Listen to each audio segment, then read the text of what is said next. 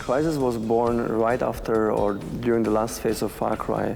For me, it was about, well, the first reaction was, I have enough of jungles.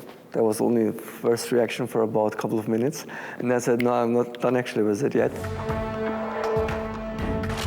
So I went to one of our art directors and went to Magnus. Shivat described it pretty close. He said, I want a jungle scene. It should be in the sunrise. You should see inside a sphere that is frozen inside, and there's an alien ship. That was basically the criteria. After like a half day, he came back to me and I said, like this? And I said, yeah, that's fantastic. I wanted to make a hero where the player at any moment can change his tactic to survive any given situation. So the player constantly has to adapt to survive in a way he wants to apply his tactics, he wants to overcome the enemy, and he wants to use the environment to overcome the enemy. We wanted two things. Number one is to establish a hero who is visually different from anything that's on the market today. And the reason number two is that as the game developed, as we played it, we figured out that it would be cool to have different abilities according to the situation. So the nano suit was born, where he can change his speed, strength, armor, and go to cloak if needed. The concept of the suit was one of the biggest odysseys in the whole process, because originally we didn't have it. So in the beginning, the player used to start with a normal, super advanced, modern soldier Delta Force kind of uniform without any special features. And later on, he used to upgrade to some armor, just big tank-looking guy. We talked a lot about Japanime and Japanese anime and using that and saying, okay, or comic books and saying, well, if I'm going to jump up in strength mode, how am I going to look when I do that? Am I just going to look like I'm jumping, or am I going to have this cool Batman type pose? So we went for the Batman pose. The nanosuits brought another challenge actually to the level design, because with those enhanced abilities, if the player suddenly can make 3-meter high jumps, if he can run 30 meters in just a couple of seconds, you have to really think differently about your level design. And now really I play on other games and I find myself wanting to do like nano sprint and it's not there, and I'm just like, oh, this game this isn't fun now.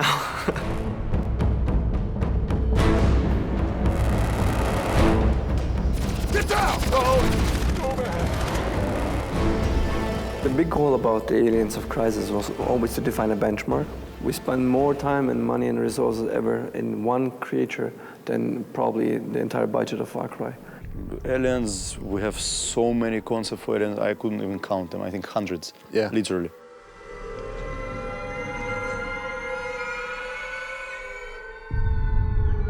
Reference-wise, we looked a lot at underwater little strange fishes and creatures.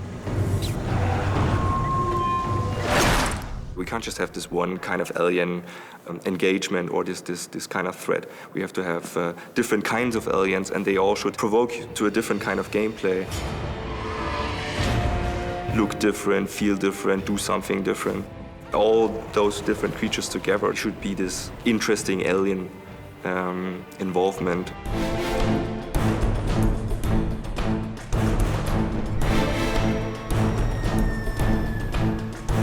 Reality is, for me, a means of accepting, of buying in the gamer. The average age statistically shown is about 25 years old now, today.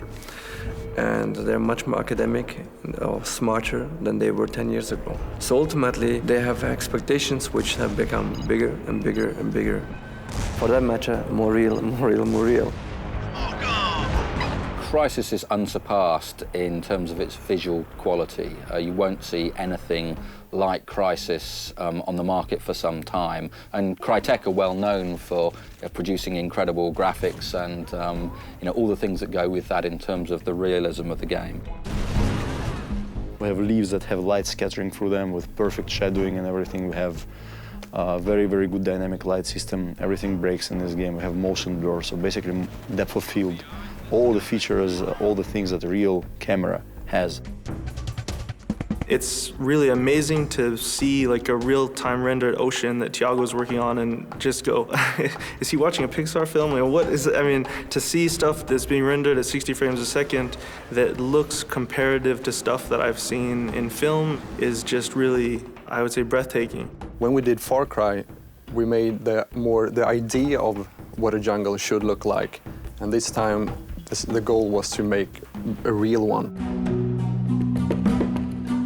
The most fun part about the research process was that we got to fly to Tahiti. I mean, we photographed every single piece of leaf, rock, vegetation, whatever we found on this island, everything. We got to feel how things relate to each other, how they grow, how the palm trees look like. How the leaves get affected by looking at the sun through the leaf. If you manage to do that, get the little things right, you get a very good sense of immersion for players. One example, which used to be used very, very broadly in games, is, for example, lens flares on cameras, which isn't something you see in real life. If you walk around, you don't see a lens flare. But the visual impact of that feels real to the player. Initially, we set the direction. We said we want to be as photoreal as possible, or for that matter, video real as possible, but also be as interactive as possible. And our technology team, our CryEngine team, said back then, you cannot have both directions. You have to either go photoreal or more interactive. And I said, no, I want both. I did compromise, said, let's try to get both. It's like, okay, yeah, we're gonna do everything, and we want it to look amazing. And it's like, okay, well, that's gonna be a little difficult. And then after almost like 1.5 years, I see the first tree ever break in this company. It doesn't sound like a big deal to have a tree breaking in computer graphics, but the thing is the tree looked super real. But then when you shoot it, it started breaking exactly where I shot it and it fell over realistically. In gaming, that's a major achievement. And for that moment when this happened, two extreme directions we had in mind actually came together. The only problem was back then it was only one tree. And we said, now we have to be able to destroy every tree in the world.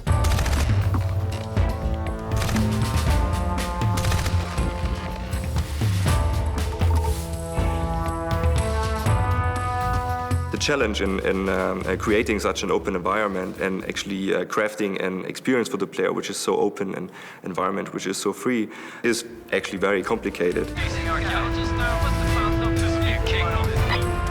Complete freedom is confusing, so you have to provide a certain guidance to players because they don't want, you know, to stand somewhere and have no clue what's going on. Holy shit! There goes another one! At one point you always have to like close that bow, you know, you have this open space, but at one point, again, you want to have the story still move on. Then maybe open the section up a little more. You want the job?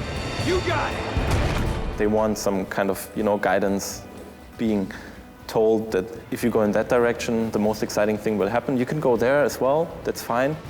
You give freedom, and at the same time you make it attractive enough that players will actually do the things you would like them to do.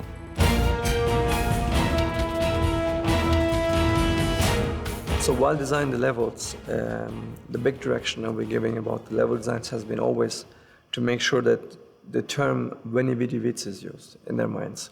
Veni Vidi Vici in terms of I come, I see, and I conquer is an anatomy, 3 steps of the minds of the gamer.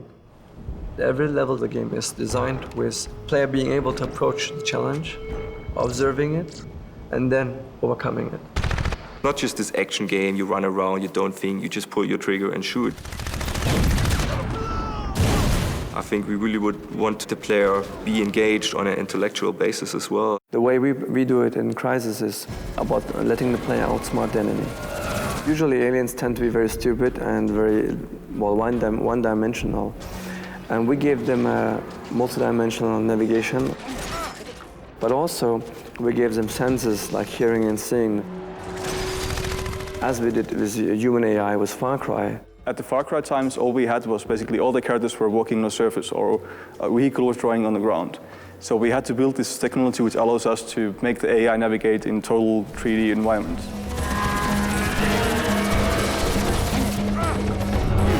And then we ran into the funny situation that you could pick up the top of a tree and hold it in front of you, which sort of hides you from the AI.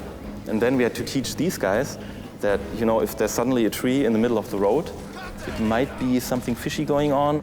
Then we had to tell them that trees normally don't move. So if a tree moves, it might be that the player is hiding behind it.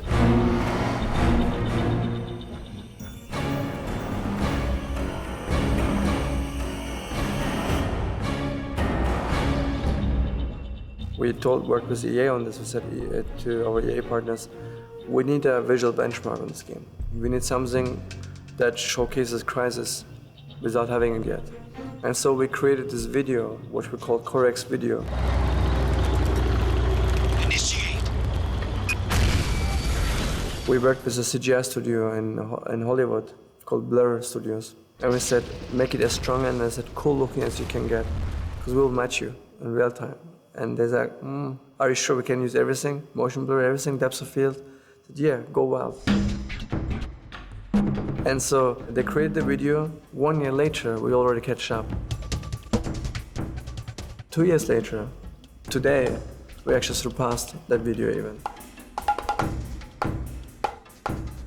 Technologically, I think our R&D department is the finest in the world, basically. They manage to do things which everybody tells them are not possible to do. We have developed a whole new engine for Crysis because of its needs. Because we're simulating environments like the alien ship, which is not possible with traditional engines. I just lost gravity. I'm using thrusters to stabilize myself. This is gonna take some getting used to. CryEngine 2 had to be created for that reason, one of the major reasons.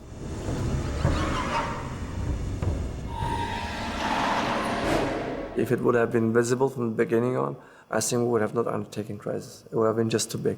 But you have to be careful that you don't, innovate for innovation's sake. There's some things where you should stick to the basics. We always try to find the most pragmatic, the simplest answer to something, but we still really think about it from all angles and try to come up with the best thing. Hey, Nomad, you still with us? Our facial motion capture system. We talked about that at GDC, and some people were like, you guys use eyeliner and it takes 10 minutes, in a webcam. I mean, we use like a $50 webcam, and it seems pretty ghetto, but at the same time, it worked pretty well. To get the sound of the alien itself, we used a bunch of weird latex sort of squishy balls that you use they're stress release balls or something like that. And we would pour a bunch of liquid soap into them, roll them around in our hands and get these visceral, sort of disgusting sounds.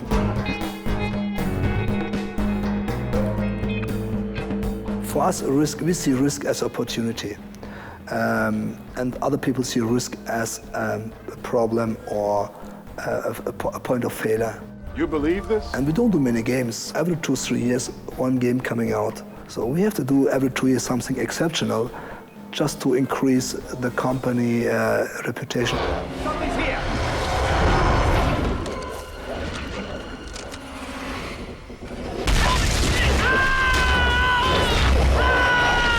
I think EA knew what we were getting into when we first started working with Crytek.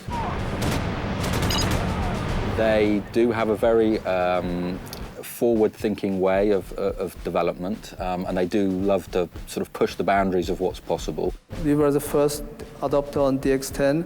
We were the first adopter on Windows Vista, and that is basically all that was extremely risky and extremely problematic to develop. We developed on beta software, on operating system. We developed on alpha beta hardware, which was actually extremely problematic because we needed to throw away a lot of work, basically. Of course, between a developer and a publisher, there's always friction. If there wouldn't be friction, you would say, nobody cares really. But I would even argue as more friction there is more people care about what they do. I think this game will have a big impact on the marketplace. There have been other very successful and fantastic games out there in the genre, but I think Crysis will make people think about what the structures of first-person shooters should be. Crytek's culture of pushing in innovation and redefining things inherently means that it's going to be very difficult for the future because we need to top ourselves again. And it means also dealing with new technologies and always with new innovation. Now that I'd like to see. Good thing is the gamers will always get great products, hopefully.